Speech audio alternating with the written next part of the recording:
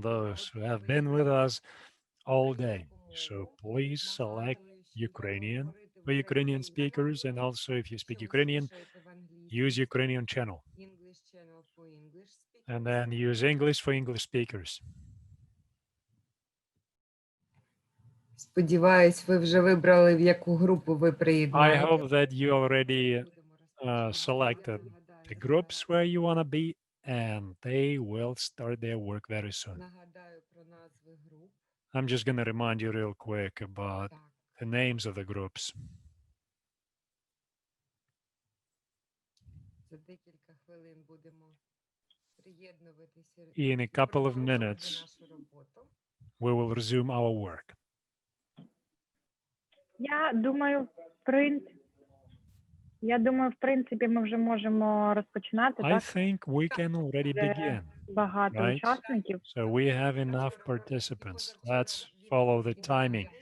Yesterday, the day before yesterday, we had ideal timing, and we Так, want it to be Наталя, ви вже ideal скинули today в as чат, well. в яких Natalia, you групах already будуть відбуватися обговорення. Так, submitted це у нас information about партиципація different у groups, просторовому right? Group one, плануванні, група 1. participatory budgeting and Всі spatial учасники planning, залишаються, group хто one. хочуть So послухати if цю you тему, want to discuss that, залишаються remain в першій in групі. group one. Участь молоді – це друга Then група, involvement та of young стандарти people, group громадського two, бюджету – це and третя participatory група. budgeting standards, that's group three. So how do I switch Зараз, between the groups? поки не переходьте, зараз Do Іра not do розкаже вам that ще раз, як можна yet. перейти. Wait, Irina will explain you how you can switch between the groups.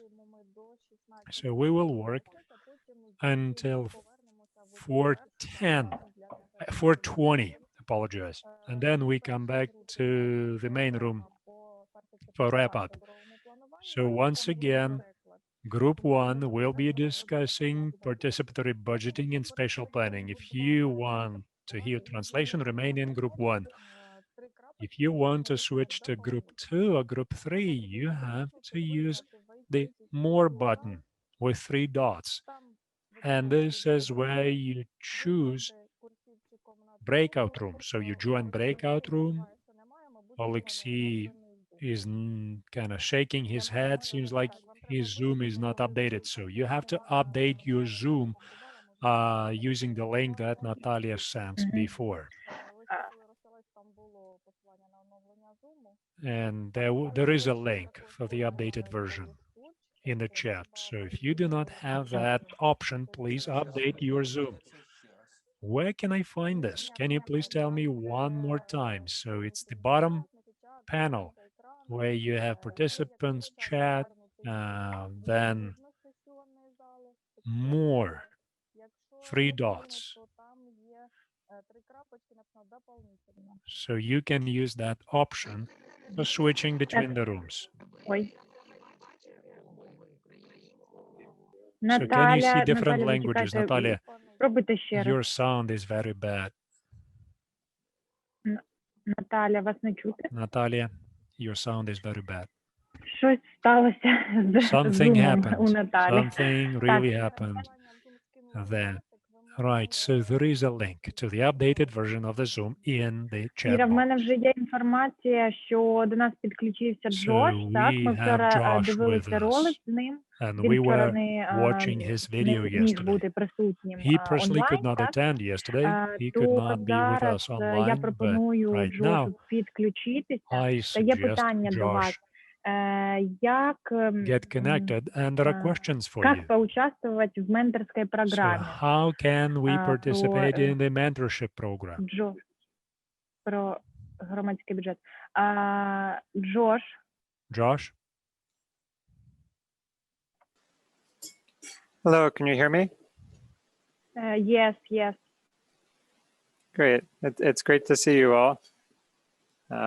Sorry I couldn't be with you before, but yes, you're all very welcome to participate in the mentorship program that we have. We're providing free mentorship in participatory budgeting, and you can apply on our website, peoplepoweredhub.org. We can send that link around afterwards as well. And you know, Leonid is providing mentorship, but we also have mentors from many other countries. If you're interested in a particular topic, like participatory budgeting in schools, or using technology, or universities, there are lots of specialists who can help with special kinds of processes as well.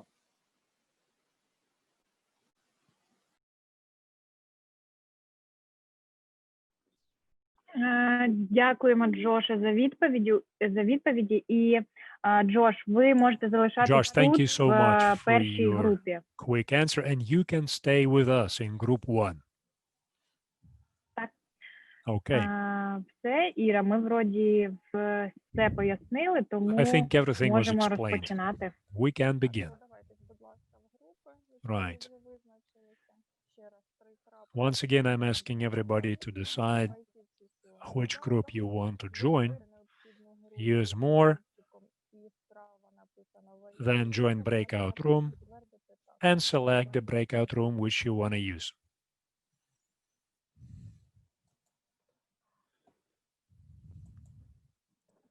Основна учасників частина, яка хоче говорити про Those participants who want to discuss participation during spatial planning, please remain in group 1. In 1 minute, we will begin the discussion. We will be discussing participation in spatial planning. We will be discussing it with our colleague and our partner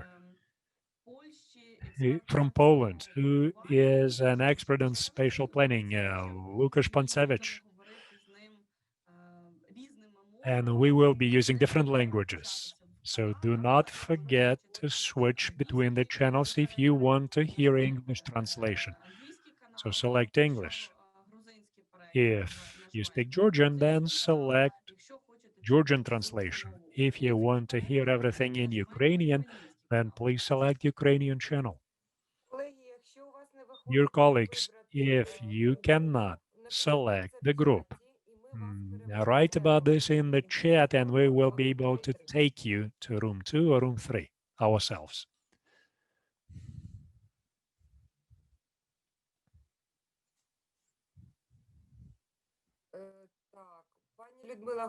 Людмила Гончаренко. She says that she has some technical issues. She cannot switch between the groups, but we will do this for you. No problem. So this is a message for Vera. Please help Vera, help our participant to go to group 3.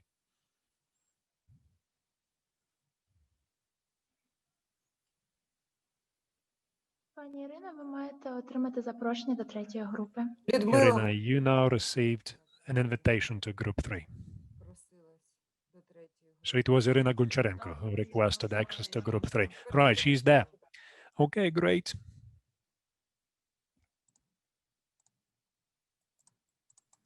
Я так зрозуміла, що решта учасників I understand that the rest of the participants, 53 participants, as I can tell, they stay with us and they will be discussing participation in spatial planning.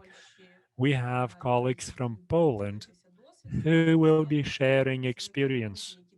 We have representatives from Georgia who also will be sharing experience of spatial planning, and they will be telling us about urban development in their communities.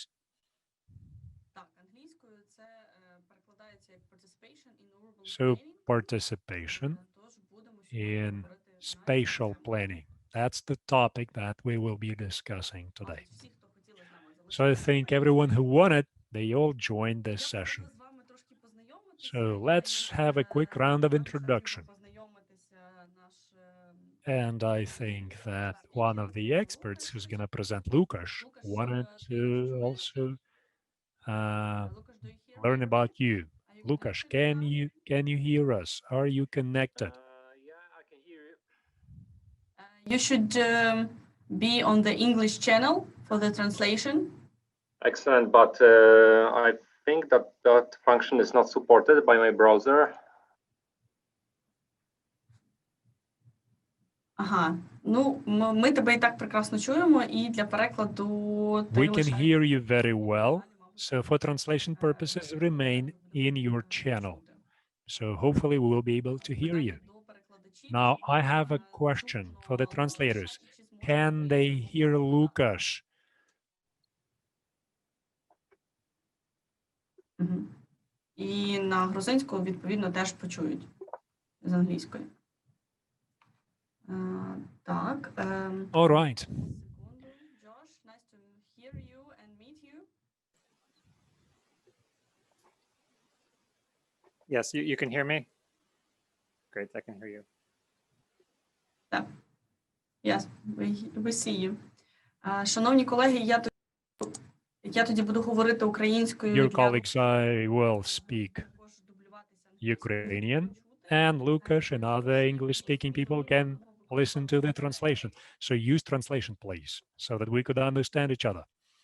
Шановні колеги, Dear colleagues, прошу вас I'm just gonna ask you в чаті місто або громаду, to mention the municipalities, the communities where you are from. Прошу також долучитися і Please do this in the chat, and also use reactions, Zoom показати нам свій which are available in Zoom. And using those reactions, please tell us about your для того, mood щоб зрозуміти, with which you came in to us, so that we understand whether you are ready to work. Because my mood is great right now. I'm very happy. So that's the emotion I want to use. у нас тут є представники управління архітектури. We have some representatives from the architectural department. Very well. We have people from Kryvyi Rih. We have people from Poltava. Бачу, є тут Житомир. I can see people from Zhytomyr. Багато Полтава Good в нас news. тут. We've got a lot of people from Poltava. By the way, we have people from Kaniv. В нас тут є And представники. we've got people from New York. Джош до нас також долучився, буде включатися в цей Josh процес. is with us, and Josh will be participating. We have people from Kropivnitsky, Nikopol, someone from the financial unit. Then Starosaltiv is with us, people from Georgia. We've got Anna, долучатися до нашого обговорення. who will be participating in our discussion. Є колеги. And we have other colleagues from the town of Sumy. Є Київ. Now we've got people from Kiev, from Georgia. Пан Олександр, здається, Обухів. We have someone from У Obuchiv, нас тут є Alexander. Запоріжжя, We have people from Zaporizhia, from Kiev. багато з Грузії колег. We've got a lot of colleagues from Georgia. А решта чомусь не пишуть. Хмельницький. Somehow others don't want to mention where they're from. Khmelnytsky. Є колеги, які долучаються до нас із Okay, so we have many more colleagues from other Рада communities. всіх вітати. I'm very happy to see all of you here.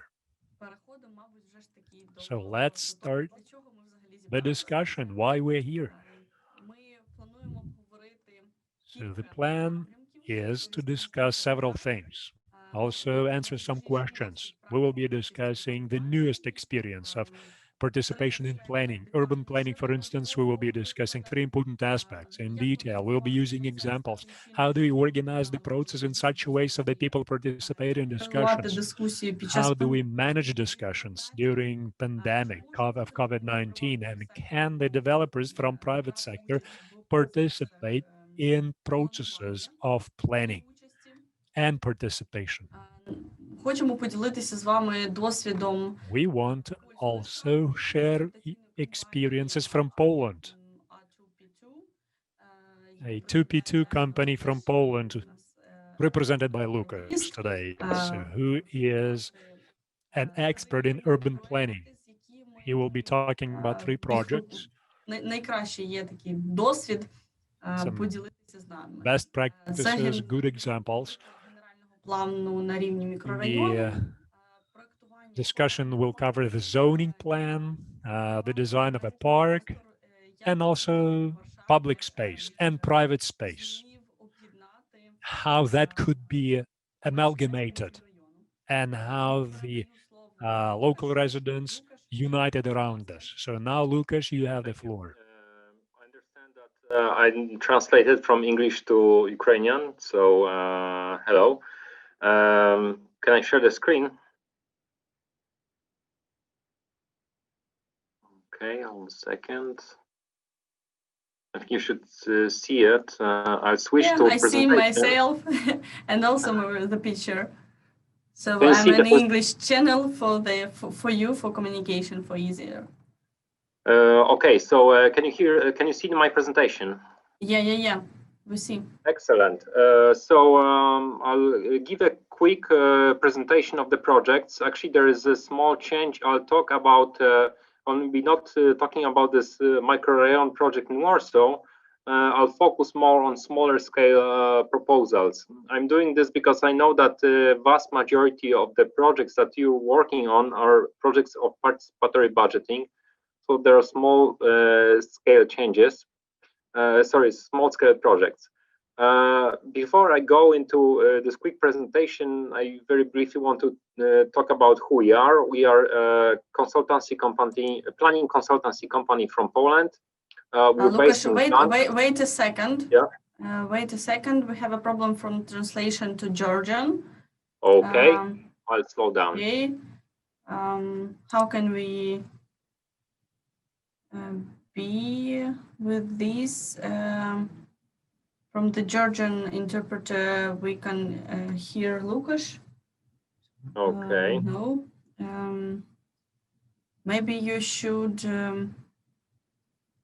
use other version of. I think Lucas is right. Choose the right channel. I think. I think it's problem in Georgia translator. Okay.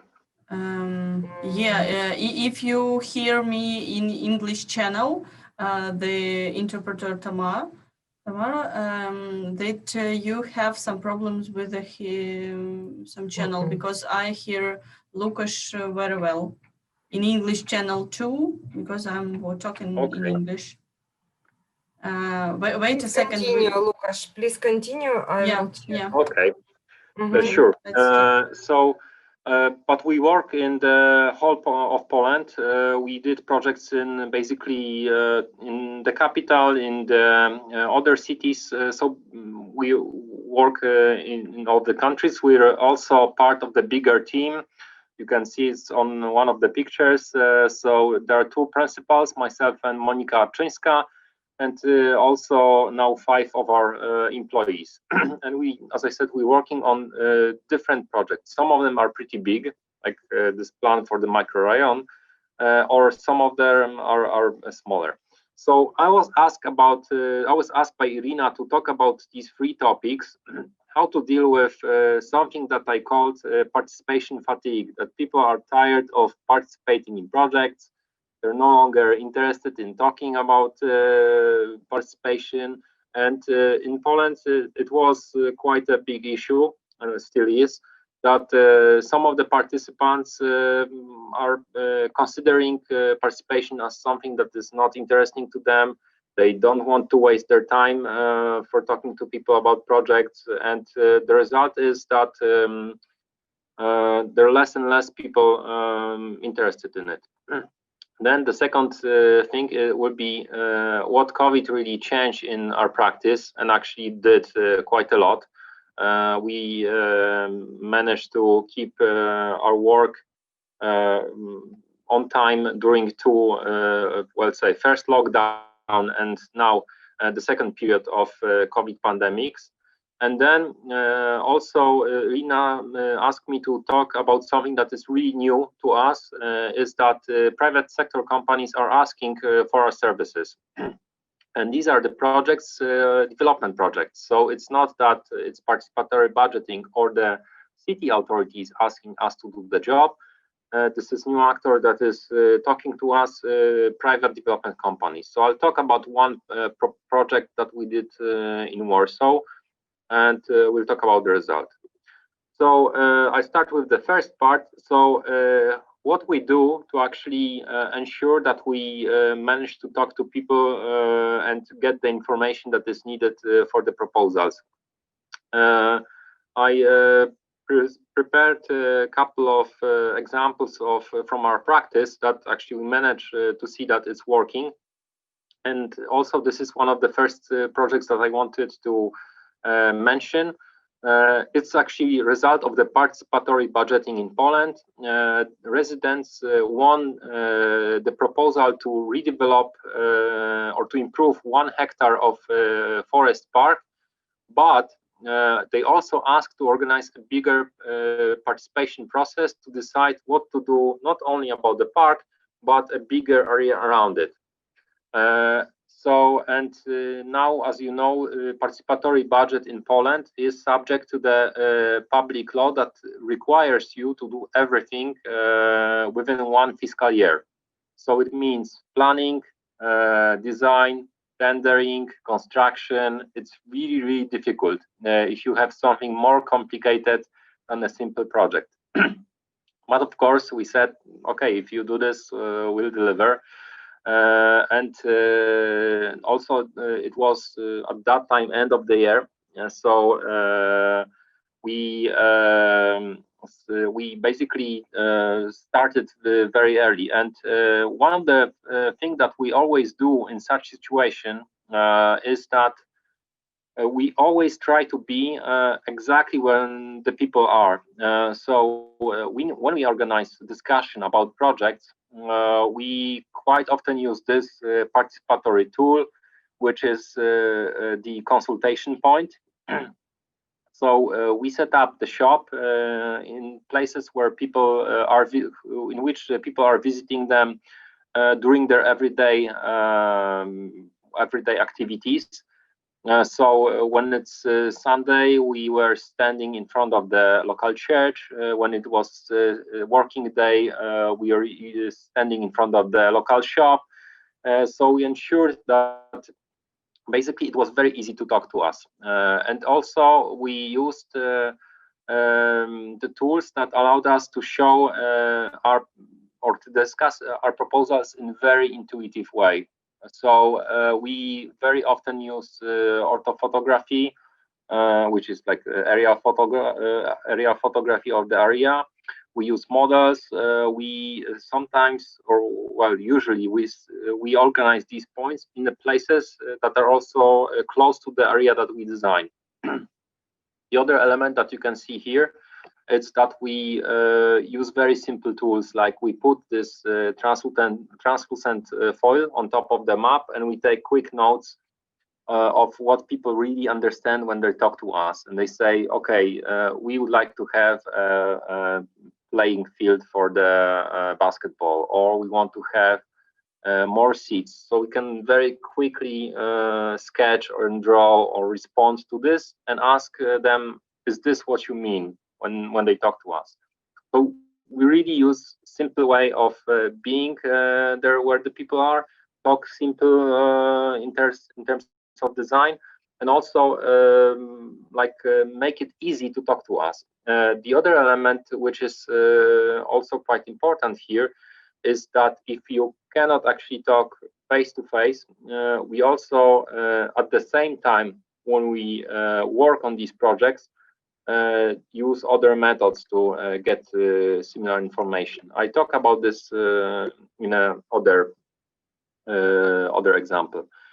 Also, what we if we have to do the workshops indoor, because sometimes organizing this is not possible when the weather in Poland, for example, it's pretty cold, for example, or if there is other limitation that not everyone is going to be caught by accident when they actually walking in place like that, but they also get information that they can meet us in person. You know that sometimes other practitioners, they organize these workshop events that keep people for 2 or 3 hours working on a proposal. And usually it works with activists or people who are really involved in the proposal, and they will come and they will join. But if you really want to expand your, let's say, reach and, let's say, involve more people who may be busy, sometimes we started to do this extension of the consultation point called a rolling workshop, which means that basically we have all these elements that we would use in the consultation point, but we do this indoor. and also people who are visiting us, they can talk about this about their proposals very quickly. So again, this is the idea that we make it easy to talk about project. You don't that people who are discussing this, they don't have to invest a lot of time, but they can always reach us. So for example, they can pop in for 5 minutes, leave the most important information, and they can go home. But at the same time, they're going to get all necessary information and contact to us. So each time they can get back and they can return if they have, for example, additional questions or some new ideas. And sometimes it works. In the project that I'll explain or show you at the end of our of this quick lecture, we had the situation when we informed about where residents can meet us, and it was basically a group of kids who were using skateboards outside of the building of the municipality when we were announcing the start of the consultations. And then we meet them a couple of days later during one of such events when they came with their mom and they were explaining what they wanted to get from the skate park that we are basically discussing with them. So again, this is and the whole time that we spent with them was like less than 5 minutes, but we got all the key information that we required as the designers to put this into project. So it is very important to understand that people who are take part in participation, they may have different ideas about this. They may have different plans, and that basically their level of enthusiasm can be also different from the people who are actually running the process. So it's important to manage these expectations and to make it basically efficient. And I really want to say that it's very important to use the language. And when I say language, it's also it's both the spoken language, but also the illustration of the key elements that are that make the design easier. Because not everyone who is actually working on a project will be a trained designer, or he's like expert in landscaping or expert in public transportation. Quite often, vast majority of the people who we are talking to are, ordinary residents who may be local experts, but maybe also like experts in different things than planning. So it's important to like architect who was, for example, running such process, when we talk about how to change place, is what I called like an extension of the design skills of the resident. So he comes to the table with technical skill and ability to translate the expectations of the residents into technical drawing, but the whole participation process does not mean that everyone becomes an architect. And so this is basically cooperation. I go with technical skills, residents come with their ideas, and we together create the project. So during our process, and I'm showing you the board that we use to discuss the early details of the proposals. We are sketching, we are using these tokens that were representing different land use, but it doesn't mean that we're like dumbing down or make it make design some kind of childish activity that is not serious. No, absolutely not, because this is usually the early stage of our work with the residents. And then after a period of time, when we do our technical exercise, we get back and we show once again the result of the work. And you can see the design on the right-hand side. And once again, we discuss with the residents, and we basically checking if this is what we discussed early, and then what we interpreted as a technical drawing is exactly the same thing that they would like to see in the area. And it's not the final discussion, because we can still make adjustments, But again, we act as technical designers who explain every detail of the proposal. This is, of course, a part of the project, because apart from a drawing, like a technical drawing, we prepare animations. Sometimes we get back with the models. So again, the language is simplified, but every comment, every drawing, every line that I put on the map on left-hand side is important, because it's connected with this technical drawing on the right-hand side. But again, the same principle that I mentioned before works. So it's easy to talk to us. It's not complicated. It's also easy in terms of time. But it's the same serious, because each time we discuss with the residents and we say, yes, okay, if you want to have this, it is going to have consequences. And so this is not also this kind of decision or discussion that we are not treating people seriously. We basically like extend our knowledge and skills to them, and even if we talk using simple terms, it's very serious design exercise. So this is like translating technical design into every person's language, keeping it very serious at the same time. So I think that are things that really work, and they allow first they allow engage a lot of people in our discussions, because we're talking to people from all walks of life with different age groups, and usually it's you know it's pretty easy to do this. And secondly, it really creates this kind of respectful relationship between each other. And again, this can be kind of more serious involvement in the long process. But sometimes there are people who just will have a very quick discussion with us, and then they check what we did and say, okay, well, that's really pretty nice way of putting our ideas into drawing. I want to switch to this discussion about COVID, because it really changed at least some of the elements that we do. Because when we work with the residents, quite often our contact is like this, when we see each other face to face, and we think it's very important in elements like building a trust, or when discussing, understanding the emotions of the other people, who I think are very important when you have such discussions. And as I said, this is building of the trust, it's building of the mutual respect.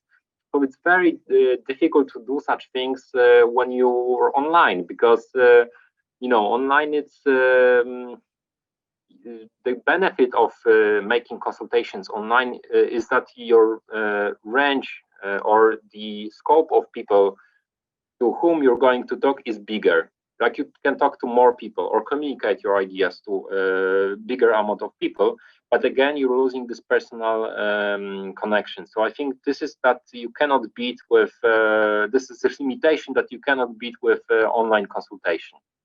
So, but at the same time, we know that there are limitations, and that especially under the first lockdown, everyone was scared about consequences of COVID, about the possibility to get infected, about healthcare issues. So one of the first projects that we did, and actually that was this project, we were presenting the results of our work via online. So this photo on the left-hand side is a photo that was sent to us by one of the employee of municipality, who was watching our transmission via his TV set. We were using Facebook live chat. We hired a TV studio at that time. It was early days, so we were a little bit stressed about the technical capacity, so it was pretty serious thing, and we basically did this kind of small TV show about our proposal. It took 1 hour actually of live time on the Facebook stream, but we had pretty good let's say outcome of it. Key persons to whom we talk during this real life meeting were actually following us on Facebook at that time. And also they were corresponding with us using chat. So they could verify the proposal. But again, we were lucky because we were at the time when proposal was verified. So we already had time to work with them. And that what we shown was just like confirmation of their early ideas. But nevertheless, it pays off to include digital ways of communication in general communication during the participatory process for the reasons that I mentioned, that the amount of people who can at least be informed and engaged is pretty large. And algorithm of social media platforms that we're using actually are on our side, because even a simple invitation, a short clip, you see example on the right hand side, inviting for the consultation will have a much bigger range than a written note or anything like that. Of course, in the cities, because I'm generalizing now. We know that it's also kind of depends on the context, and also it's important to do not overestimate social media. When you do projects in the cities, it's easier. We can easily identify all the networks that people are using to exchange information, and then we can use them, for example, to spread the information about the event. But if we're working on other places, when we know that human contact is more important, then of course we have to talk to the right people and ask them to let other people know that there is going to be a consultation event, and please meet with these planners and talk to them because it's important. One thing that I didn't mention in my first part about how to make people engage in the process, perhaps when you talk about participatory budgeting, it's not that difficult, because when usually people get involved when it comes to things that are important to them or can turn into material projects. Like participatory budget is example of such proposal, when the real money are being decided, and there's a kind of very practical outcome of this discussion. And we also know that the other example of this kind of involvement, when people are really getting involved in the participatory process, is when the decision is concerning something that is very important to them, and they feel that they may lose it, for example. So that's why opposition against rather than working together is sometimes such motivator for a lot of people to join. But we're focusing on the positive examples. So the other way to avoid the limitations of COVID is using outdoor events. So consultation points. We were testing these. The most severe one was we had a kind of consultation event in Krakow in the yellow zone, which means like heightened epidemic restrictions. So of course we used personal protection, but using outdoor points kind of reduced the risk of contracting COVID, and was approved way of doing this. Of course, again, same as with the thing that I mentioned before, the major limitation is the weather, and it can really kind of limit the effectiveness of such consultation point. Because even with this project, we had 3 days of these outdoor meetings with the residents, and actually we're unlucky because on day number 2 there was a heavy rain almost for the whole period of our presence in this particular place. So we lost the opportunity to talk to a lot of people. Still, it was pretty efficient. I talk about this in a moment.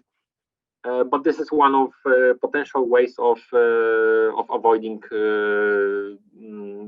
these things. And this is very important at this early stage, as I said, when talking to a lot of people, or being able to work together on a model, on the drawing, on the gathering the recommendations is the most important. But of course, if you are not, if there's no possibility to organize such outdoor consultation points or outdoor working space during due to, for example, like heavy weather or lack of infrastructure, it is possible to use different online participation tools.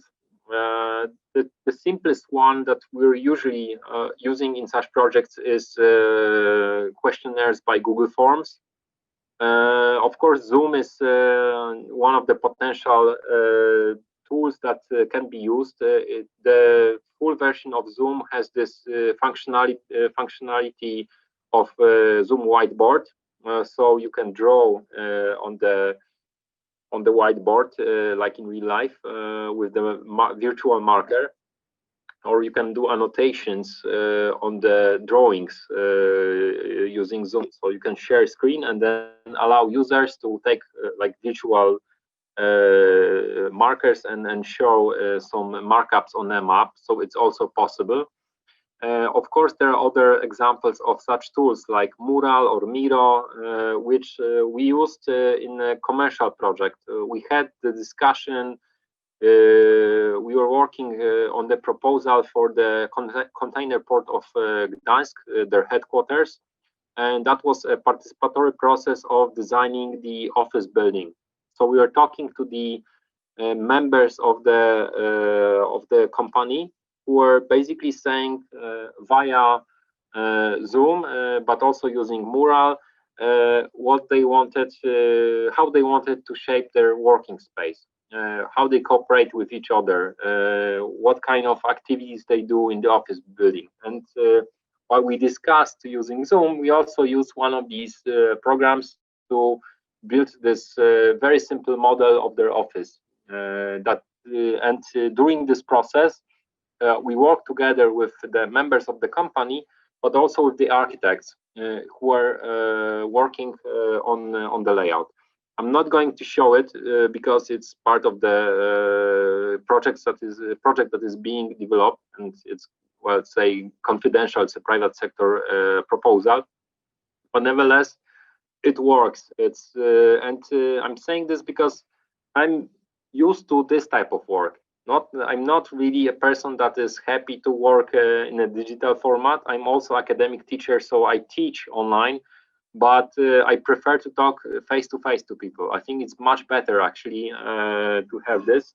But nevertheless, I have to say, even when I prefer to have face to face contact, but it also works. It can also help to deal with this issue of basically limitations due to COVID or any other, let's say, risks that do not allow people to have this kind of meeting face to face. And again, the benefit of it is that it's easy to involve people who are working in different places. The example that I mentioned, the design of the office block, was an exercise that was coordinated between 3 teams in 2 different cities. So our clients are based in Gdańsk, but in different part of the city. We are working from our office, and architects who are going to design the building were joining us from Warsaw, from the capital. So normally, to organize such meeting would require a lot of people traveling to either Gdańsk or Warsaw. But again, online allow this to happen. So it's also a huge benefit of doing such exercise. And getting back to the first question, how to make people engage in participation, it pays off to mix these methods. So one thing is to, again, organize this ability to talk to persons who are running the project face to face, but also, for example, augment this with digital meeting. So organize one in place, one online. because usually when you do such projects, you are gathering information from different sources, and the more of these opportunities to talk to the person who is running the proposal exist, the better for amount of information that then is being gathered by the planners or by persons who are running such proposal. And we usually work in this model of action reaction. So we get information from the residents, we prepare proposals, we show, and then if it's if this is what vast majority of people will find acceptable, then we can basically move to planning phase. If not, we get back to our office, we improve, and then once again allow people to comment on it.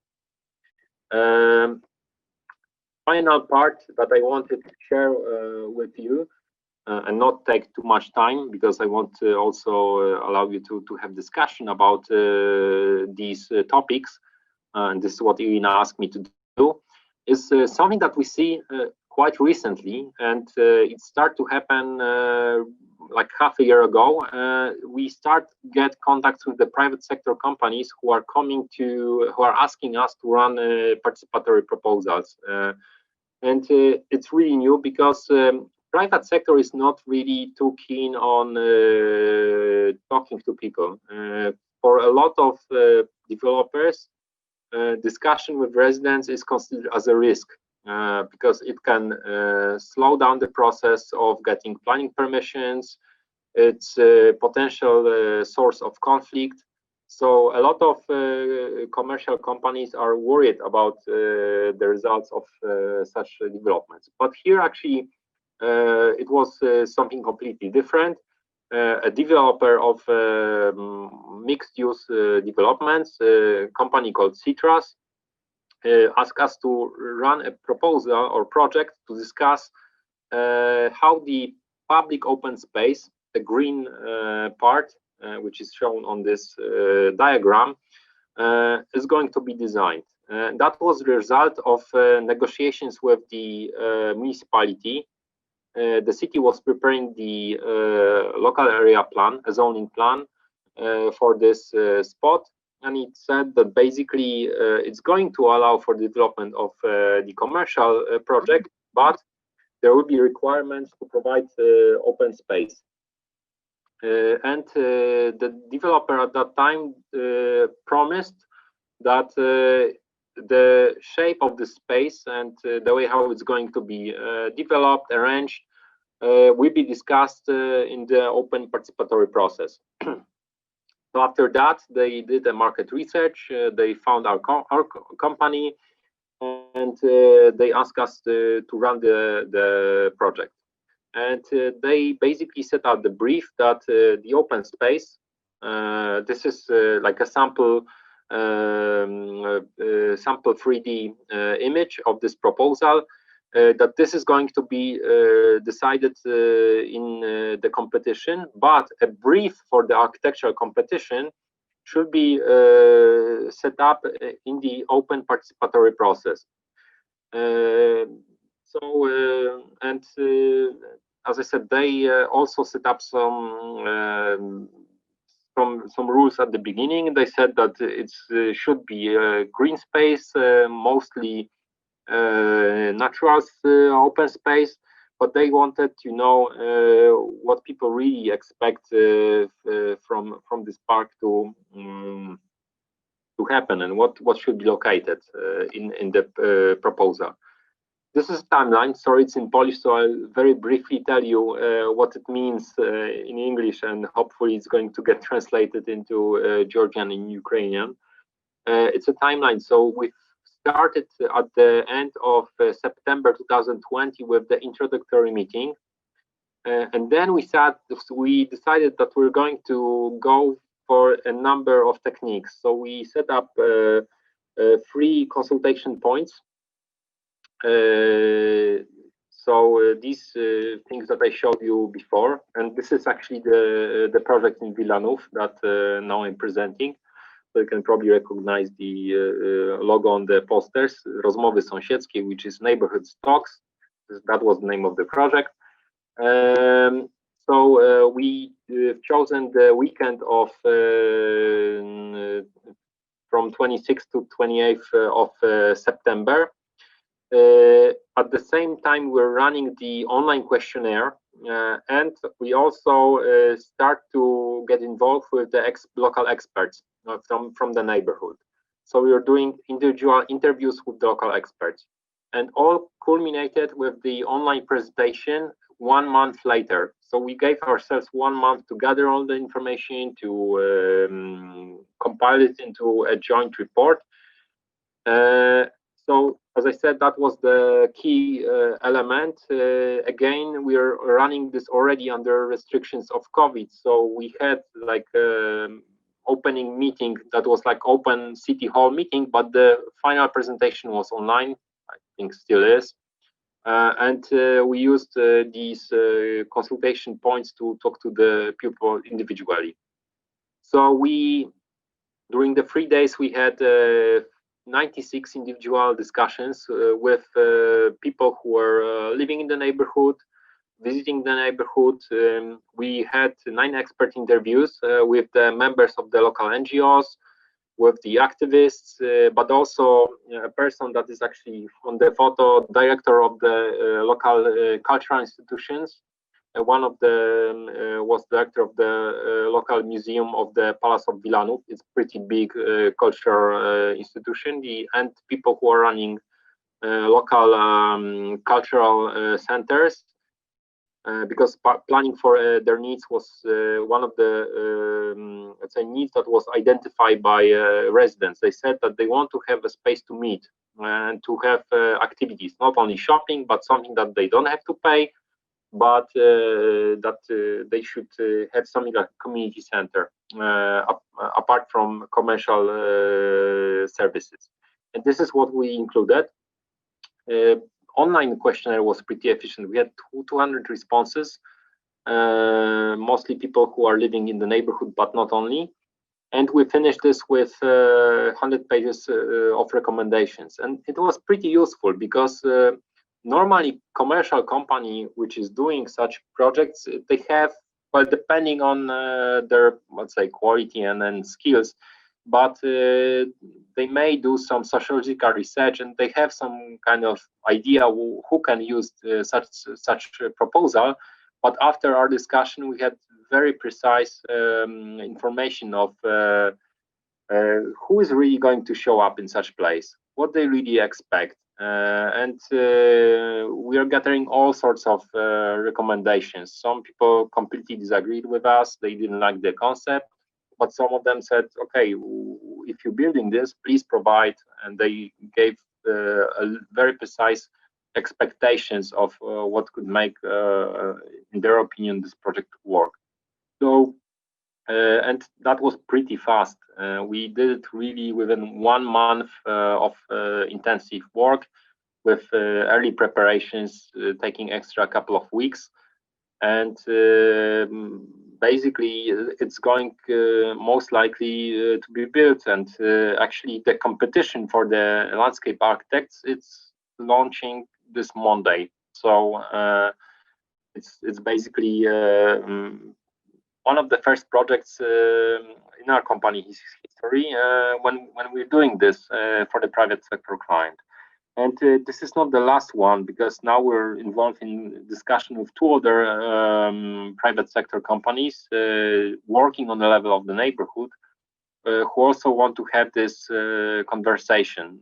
Well, in some cases they want, in some cases they were pushed a little bit by the municipality, but they start to understand that it makes sense really to talk to people, that just you know, doing something only with architects may be actually not the best way, because talking to residents allows them not only to know how to design better, but also to diffuse inevitable conflicts that would occur had they actually gone the old way and just try to apply for the permission.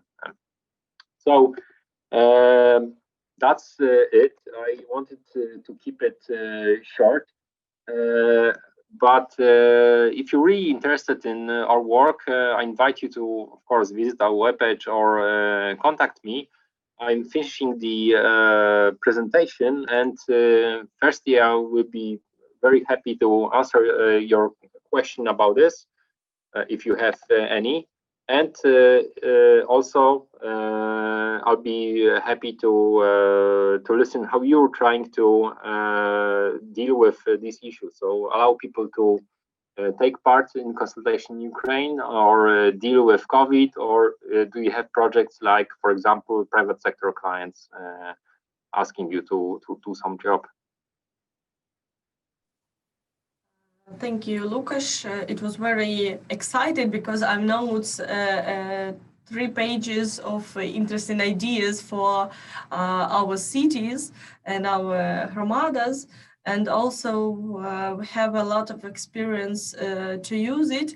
I know that you was in Kharkiv last year and preparing some architecture conquest and some workshops for the citizens.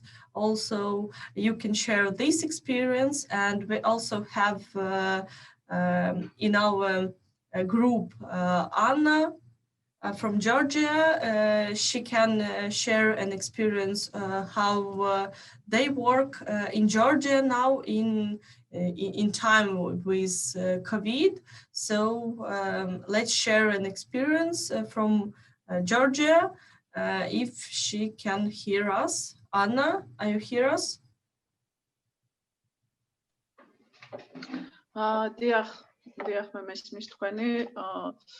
Yes, I can hear you. Also, we can change the channel to Ukrainian and also have a translation. Or English if you want. Anna, thank you. I can speak in English if you'd like. You can speak also in Georgia. It is to the interpreter translated. Yes,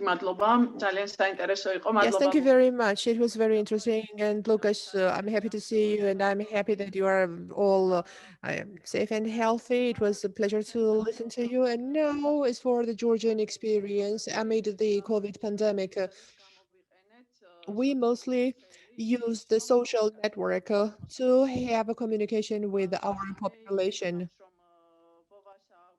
I hope Vova has the presentation material, hopefully, and he will tell us more, and we will be able to see how this worked in practice.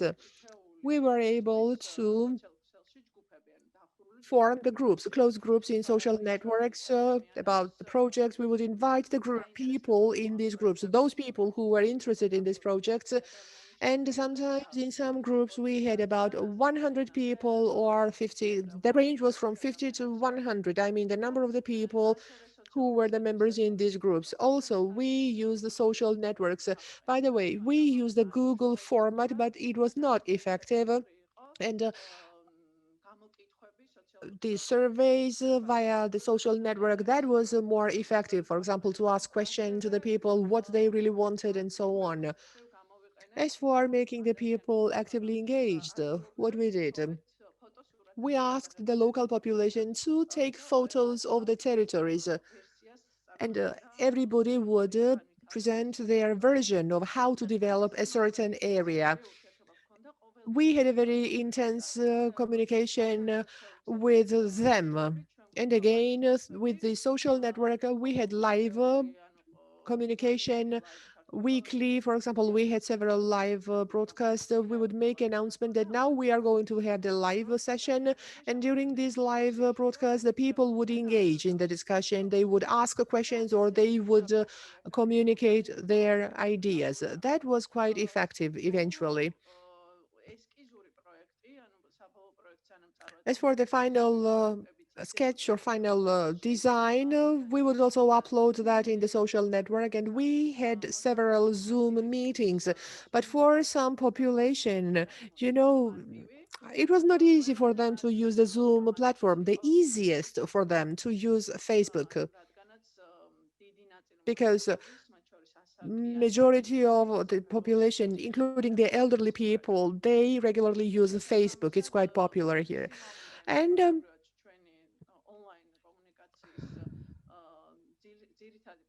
when we did our online communication, mostly we used the Facebook platform for our virtual communications. After we posted our final design, people had an opportunity to express their opinions, what they wanted to change, what they liked, and then we redesigned, we changed the design a couple of times, and as for the visual part, we did the renders and we made only one change in the render, and after that, the people got what they expected, what they wanted. This is what we did. I would like to ask Vova to add if there is something else, if I forgot to say anything, and that's it, what we did, and what kind of online processes we were engaged in. That's it. Vova, are you here with us?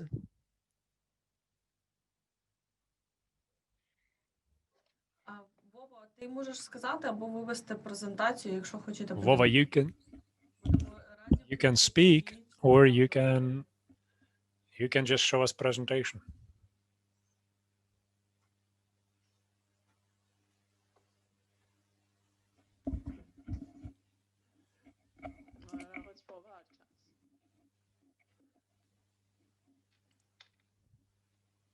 Я поки не бачу його онлайн. I do not see him online. Maybe he's in a different group. Well, Anna, thank you so much. Thank you for a very good example. I think in Ukraine, we can use these experiences for planning, because I think both of them are equally important and valuable, especially considering today's situation where we can only work online mostly. And hopefully sometime in the future, we will be able to start doing things offline. We will be able to communicate more often with people offline when this lockdown is over. So we have Josh with us as well. So maybe Josh will be able to also share his experience, how similar consulting process takes place in New York, because I think that they use it widely and it changes. And the process changes streets and parks and everything. Can you please tell us more about this? Sure. I can say during the pandemic, to be honest, most participatory budgeting programs in the US have been paused or suspended or changed. It's still been slow figuring out how to adapt to this new time. As you know, the US has had a lot of COVID cases and deaths, and so a lot has changed. But what we are seeing is a few things. One is that a lot of programs are increasing their use of digital tools to engage people. Digital tools that before were seen as a kind of nice to have or something extra are now seen as essential and a core part of the process. And at the same time, governments want to make sure that when they switch to digital tools, that they don't make the process less inclusive or less equitable. And they recognize that when you use digital tools, that disproportionately engages people who have higher income, who are more educated in the US, who are white, and they want to not reinforce inequalities through this. And so that's the decision that a lot of governments are making now, is how do we adapt the process based on the reality, but not make it less inclusive. And I think that's a challenge that everyone should be asking, that you don't want to just go online quickly, but think about how does that affect who participates and how. And so some things that they're doing is, even if there's an online process, still having face-to-face engagement, similar to what Lukasz was saying, in parks, in streets, places where people are still going outside. You can't have big events necessarily, but you can still set up tables in places where there's a lot of traffic of people and engage them in lighter, more individual ways there. And to be honest, people are very eager for that kind of engagement, that there's not a lot of face-to-face public engagement. People are more excited now than before to talk with someone, a stranger, or talk with someone new, because we've lost those unplanned interactions. Now almost everything is via a planned meeting by Zoom. And so people have been really excited to talk with someone different than they normally would in their home or at their workplace. So that's an opportunity, I think, for participation now, is that people are very excited to connect with new people if you can make that space for them.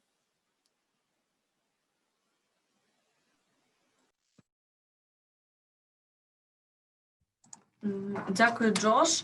Thank you, Josh. Thank you so much. We are very grateful for this valuable experience. I think Ukrainian municipalities have to think also about the same exact idea, because people will have difficulty switching to online. You know, people will have technical difficulties, and also sometimes the speed of transition is the issue. Even with online trainings and learnings, people would usually, you know, have the problem of having only one computer for the entire family, and you have several kids in the family. And it's hard to share that computer between different kids, and parents want to use that computer as well for the work.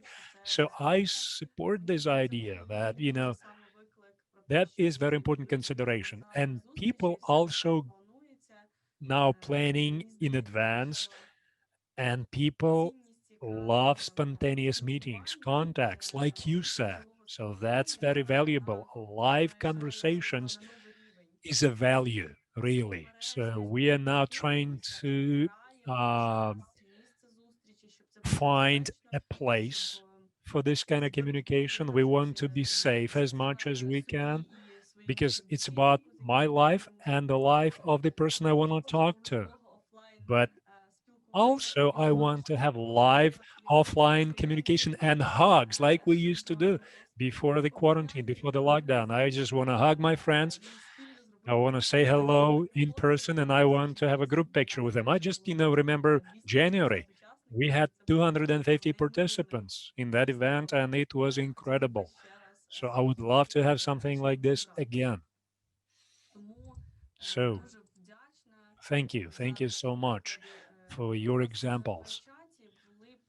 In the chat, people mentioned some examples from Zhytomyr, so how that city is organizing communication also online, considering the lockdown. Alona says that the residents of Zhytomyr, they can express their opinion regarding reconstruction of the main central square using online tools. And also on the website of the city council, there are different instructions how it can be done. Also, there are e-consulting processes regarding installation of some architectural objects. So those are elements where people can consult a local municipality. So a quick practical example, which I've seen this year.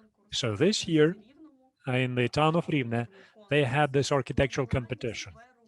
They wanted to redesign one of the parks, the Freedom Park, and they announced a contest, and anybody could participate. All kind of architects, they could propose things, and some of the architects actually traveled to Rivne to see that park, not just on the map, not just from Google Maps, but in real life, and talk to people. So more than 20 proposals were given.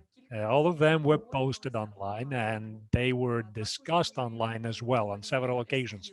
Also, the sketches of the new design were posted in the admin service center. So that is the largest platform, because that's where most of the people go. And everyone had a chance to vote for this or that design which they liked. And then there was a panel of experts who additionally evaluated every project proposal. And there were no names mentioned, just numbers, so that the experts would not know who they vote for. So they just saw the picture of the sketch, the plan, the design, and they voted for it.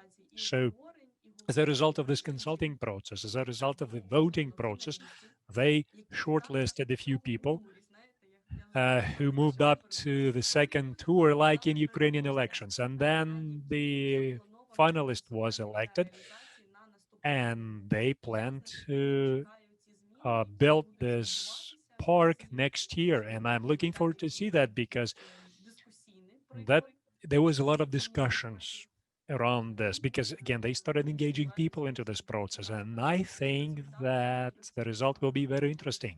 I'm very keen to know what will happen regarding this. And I know that when the municipality is planning something, they try to engage local residents as much as they can. So I am asking you to please give us more practical examples like this.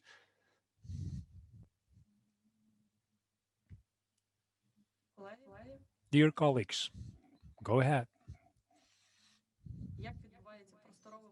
So, spatial planning, urban planning in your communities. Do you engage local residents and how?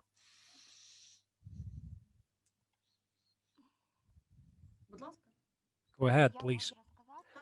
Yeah, I can speak about this. Just give me a second. I'm trying to start my video. During day one of the forum, I'm just gonna take my mask off. So during day one of the forum, we showed a quick video about. I will just put the link through the chat. So we were showing the video about reconstruction of a territory in one of the towns. I'm just gonna quickly uh, insert the link in the chat. So they wanted to change the purpose of a specific area in town so that the pedestrians could use it instead of vehicles. So they have introduced this area for regular public for their leisure. Um, I don't want to speak too much because a picture is worth 1,000 words. So I'm gonna quickly put that link through the chat. And if you have time, look at that video. It's a very good project. It started good, but at the end it failed. Why? Because as a result, they brought vehicles back into that specific area. So they still needed to test this idea because, architectural contest is one thing, and there was a winner and everything, but when they tested the feasibility of this, they realized that in real life, that design was not really working.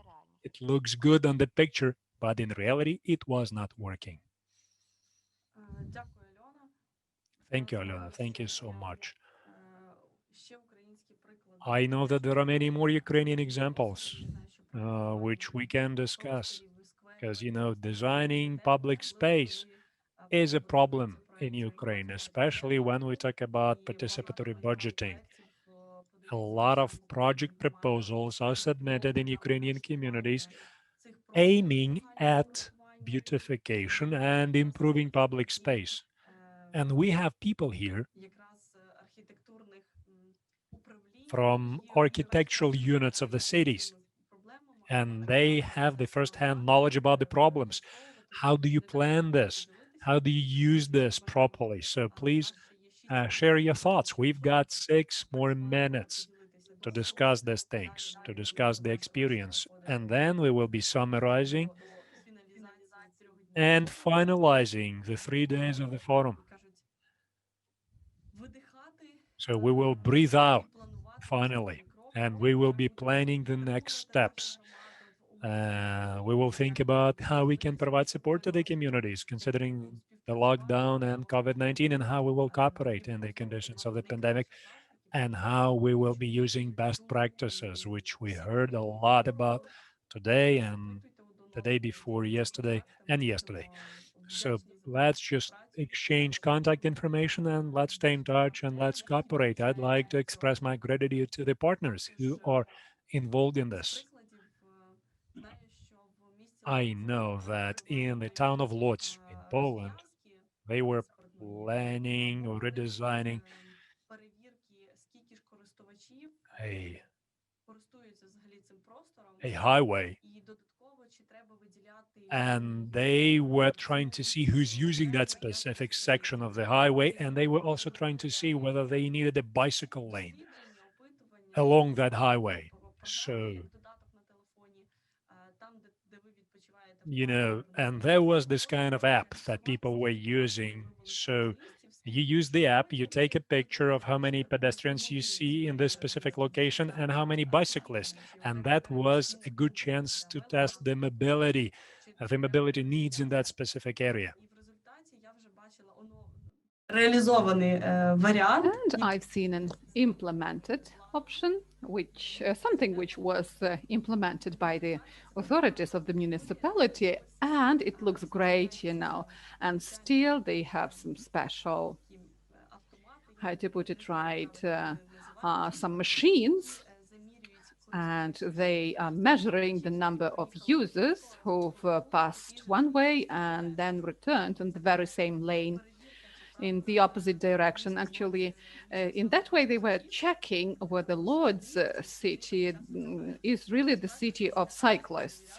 And I was, by the way, cycling there. I was checking it myself. It was very interesting.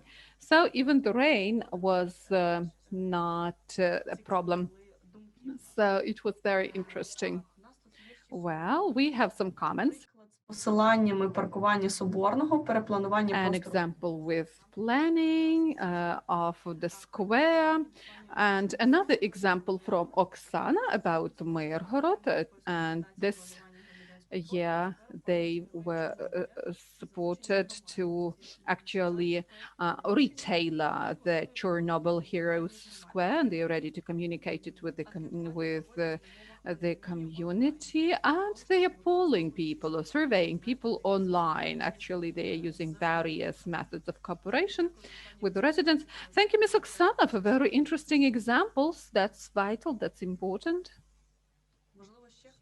Maybe anybody else is ready to comment, share the experience, in what way it's best to use participation in spatial planning.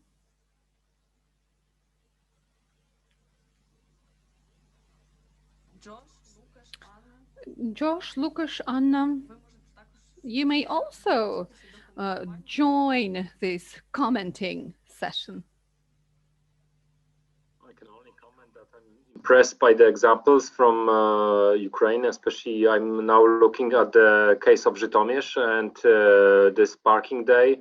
It reminds us of some of the projects that are being done by my colleague Paweł Jaworski, who developed his method of work called Żywa ulica.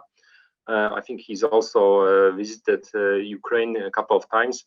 And this is other way of running the project that we usually do, because we quite often use this kind of old school methods of talking to people over the drawings, but the examples from Żytomierz are really nice because they really show, like, the test design, what could happen if the place is converted. And I think it has a huge value for people, that they can really understand what change really brings to the place. And especially in transportation planning, this test design is more and more used and is very practical. And basically, quite often it was used only by traffic engineers. And this intervention for using this as a public space, I think it's really excellent way of challenging this idea that it's only designed as a place for cars. So I'm really impressed by the example, and I congratulate it. It's excellent work. And I would also like to add, Aliona, can you mention at what stage is the implementation of that very space, and whether it is going to be implemented as intended? Right now, we have a bad situation, because that's a comprehensive project. If you open up the link I've sent in the chat box, it stipulates for reconstruction of 2 squares. And actually, right now we don't have money to finalize this reconstruction. We've postponed it a little bit. Well, because if we start implementing it partially, we cannot ensure safety of traffic. So we need to collect a bit more money and then do it all comprehensively. If we want to do it for people, if we, make a nice green space on one square, but it will hinder the movement of the cars there. So I believe when we have a better budget, developmental budget, we will go back to implementation of this project. And GIZ is actually supporting us with this idea. Thank you, Alyona. And we have an example from Anna with YouTube reference. Thank you for this link. That's important to share experience and to share interesting projects and actually learn something from one another. Josh, you wanted to comment something as well. So the last comments, and then we will be joined by other participants. Yeah, I think that the examples are very interesting, and they also point to an opportunity now that people want to use spaces in new ways during the pandemic, and I think afterwards, long term as well. Spatial planning is normally very slow. And I think participation opportunity is an opportunity to have quicker feedback and quicker, more responsive changes in spaces. Asking people what they want from spaces now, that there are different needs. And that's something that's hard to do through the traditional planning processes, but that participation is better suited for. So whether that's different kinds of events or structures to support socially distant, safe events outside, or equipment, or ways to make outdoor dining or meetings safer. There's a lot of new, very different needs now. And so I think inviting people especially to talk about what they want from spaces now, as opposed to before, or in this new reality, that's a great way to get more interest in and more participation and to help meet people's needs.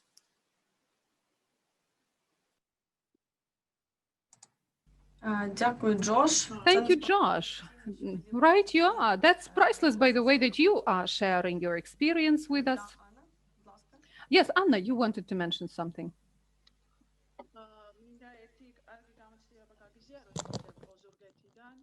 I wanted to share some experience from Ozurgeti. Ozurgeti found the solution like this. Considering the budget,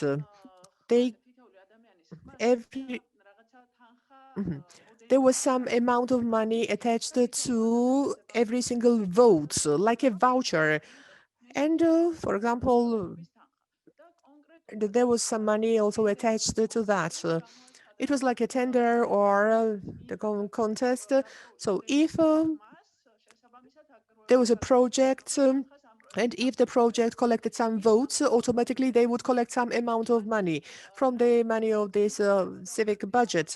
The more expensive the budget was, the more votes they needed to collect. This means that was like a virtual money that could have been collected. Consequently, in Ozurgeti, citizen engagement was the highest because people themselves, I mean, those ones who were the initiators of the project idea, they tried to promote their project proposals. And the YouTube video that I have communicated, it was promoted by the people and the authors of the project, developers of the project. They involved the local TV media, local the newspapers. They made presentations because, that was quite an expensive project that required money. And the amount was about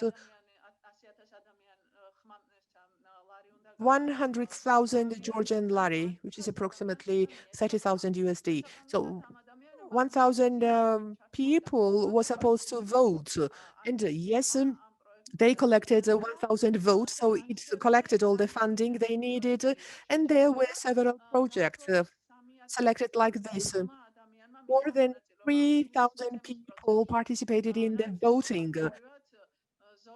that was, sometimes the turnout was more than in ordinary elections because the Zurgeti population may not go to precinct to vote when we have elections. But as for this PB, public budgeting, they were more willing to participate. And I think it is a very interesting model that can be used for making our public more engaged.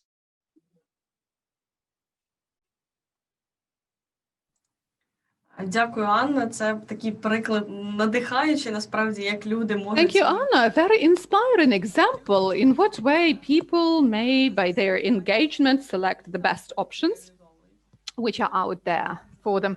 Thank you for this inspiring examples of Uzurgeti. And I believe that other participants from other groups are joining us. We still have one group missing. Так, зараз вже будемо завершувати, Ірина. Дякую. Yes, we are going to actually wrap up this session. Yes, thank you, dear speakers. Thank you, Josh, Anna, Lukasz, for your examples. Thank you, Ukrainian colleagues, for joining this session and for providing us with your examples. This is precious that we are sharing the best practices, inspiring experiences, and now we are proceeding to summarizing of this 3 days of forum. I would like to give the floor to Victoria and Irina. You're welcome. Ти прийшла в нашу групу? Ira, are you here? Are you back in group number 1 or in the plenary session? Maybe they are not here yet. Друга або третя група. Well, they're dealing with youth issues there and inclusion of youth, so it's difficult to bring them back. Ага. Yes, 1 more minute and they are wrapping up.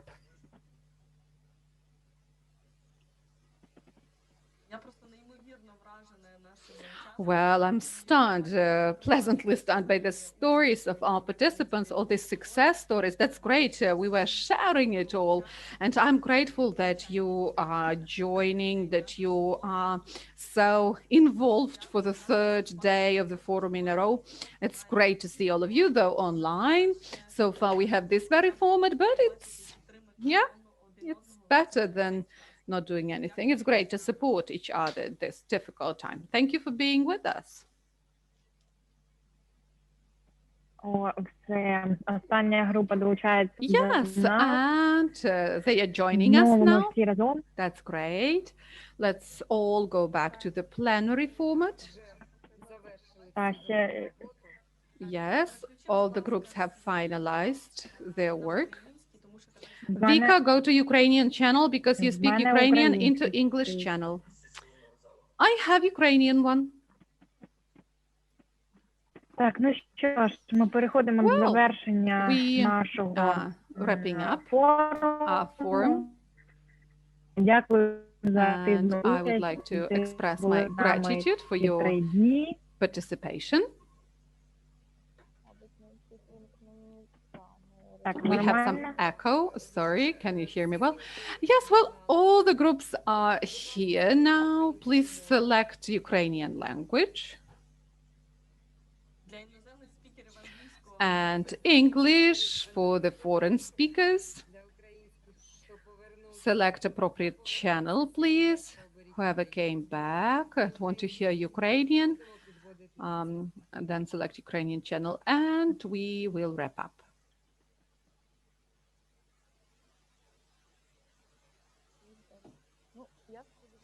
Well, I hope that you've managed to have fruitful discussions in your groups. On my behalf, I would like to say, well, I don't want to say this is the end of the forum, thank you, bye. Oh, that's a pity that I have to say something like this. But I'd like to tell you about communication, further communication, and I urge you to find each other on Facebook and on Messenger, chat box. There is actually this group of participation practitioners, and today in our group, and I know for sure that in another group there was a proposal to have a Telegram channel because it would be more convenient. So I urge you, if you find it convenient, of course, you don't need any permit, right, of the organizers or whatever. Just join your efforts, communicate. We would like to preserve this nice atmosphere, which we have for the 5th year in a row. That's great. So please keep on communicating even after the forum. I would like to wish you to be successful. And I strongly hope you've got inspired by this very event. And I would like to give the floor to Mr. Ihor, of course, and Mr. Leonid.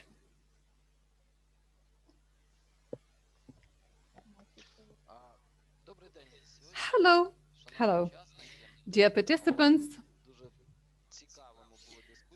The discussions were very interesting. I tried visiting various rooms and I was there in various groups. It was interesting, plenty of people working there. And it's very important, and actually it highlights that the topics were interesting, that we were not splitting people into groups in advance, right? We were not asking certain participants to join certain groups. No, it was actually up to all the participants to decide which group to attend, and all the groups were quite, I don't know, well represented. There were great discussions, you were exchanging experience. So I believe that the truth is in this communication, and it makes sense to do something like this. And in many cases, you don't need to figure out something new to reinvent the wheel, right? Whenever the solution is already out there, all you need would just be to communicate, to exchange best practices, and solve this problem in your community the same way.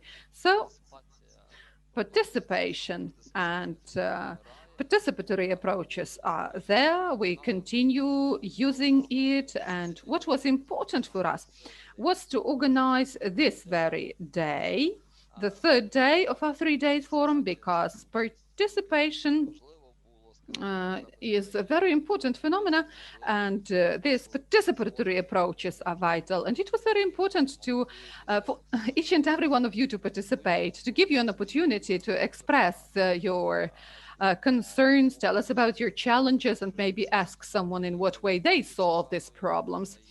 And one of the very important things of this forum was a possibility to join mentorship program. I believe that's a cool opportunity for further development and for further involvement, expansion in terms of geography, in terms of methodologies you use, in terms of participation in general, and the participatory budgeting, PB in particular.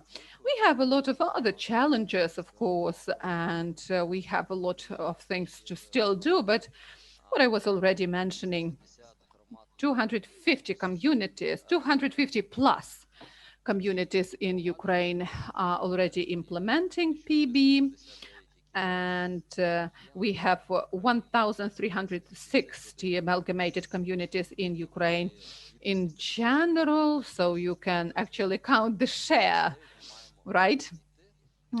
We have to strive from 250 to 1,400. That's great that our forum is international. And I've heard that we can even share our best practices with Poland, as far as I understood. That's very pleasant that we are at a proper level when we can already become mentors ourselves, not within the country, but even outside the country, representatives of municipalities of other countries, and that's inspiring, of course. Well, unfortunately, I have to tell you that our project pledge is finalizing its activities, but I strongly hope that that's not the end to the PB. initiatives, and I'm very glad that we've created the association, and I believe that Leonid and company will keep on rolling and will be working in this respect. And on my side, I'm always ready to support in any possible way. I'm ready to help with all these activities, and you know, as in that movie, have you got a plan, Mr. Fix? Well, we always have a plan, Mr. Fix, right? So I believe we shall be doing our best to keep on this cooperation. That's important.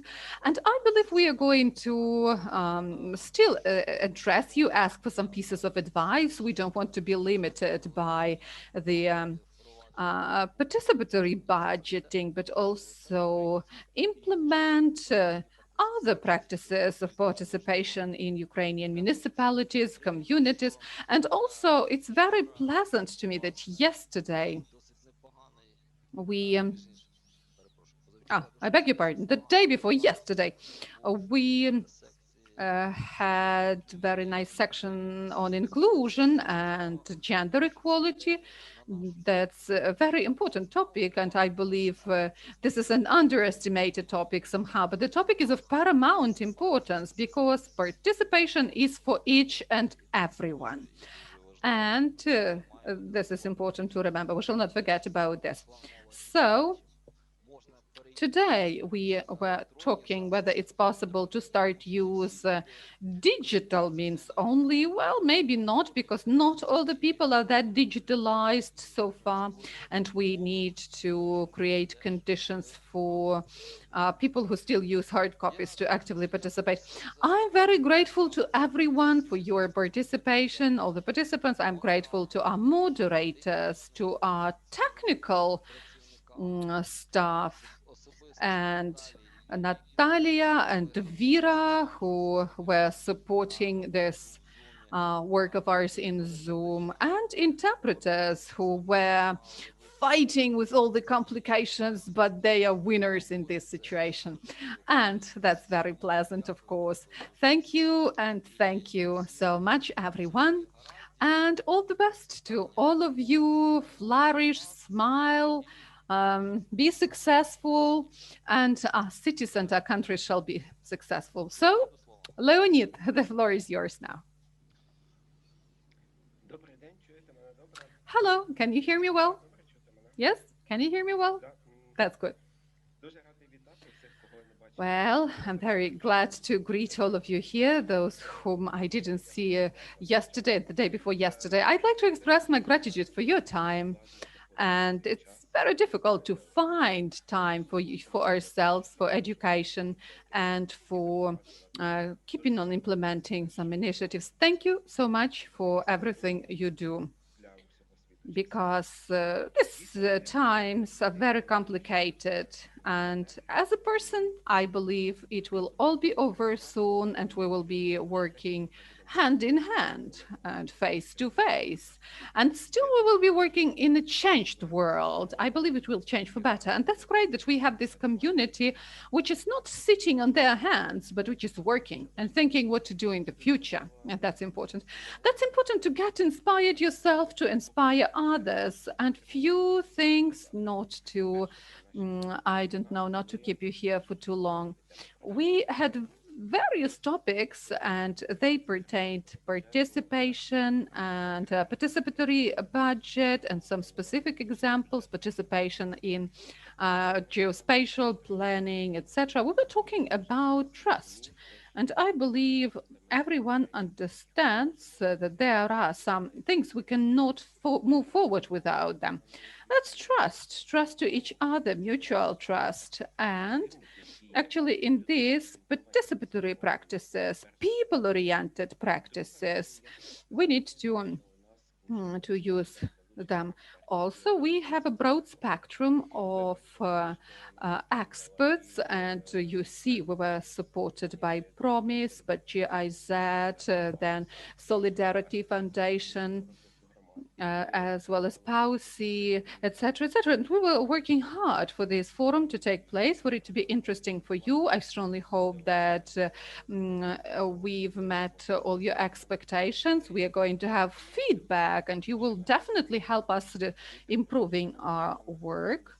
And I'm very glad that we had a lot of international organizations present here. People Powered, for example, Josh Lerner, and actually John Bond, who has developed the World Atlas, Lukasz Pancewicz from Poland, and Ursula Meyer from the Laboratory of Social Innovations, and of course our partners, our colleagues from Georgia, from plenty of municipalities, from Ukrainian cities and communities. Thank you for that, and we believe the collaboration will be a success, and we will achieve all the successes. I'd like to announce that we plan having this forum as something constant, as something regular. And with the Association of Participation Practitioners, well, we'll do our best not to lose each other's contact. Let's stay in touch whenever you have any proposals. If you would like to organize a partnership, we'll do that definitely. So once again, thank you so much, and I wish you all the successes. The major thing now would be to wish you health. So please stay healthy, stay safe, don't risk where the risk is not that necessary. Be healthy and let your family be healthy. Thank you.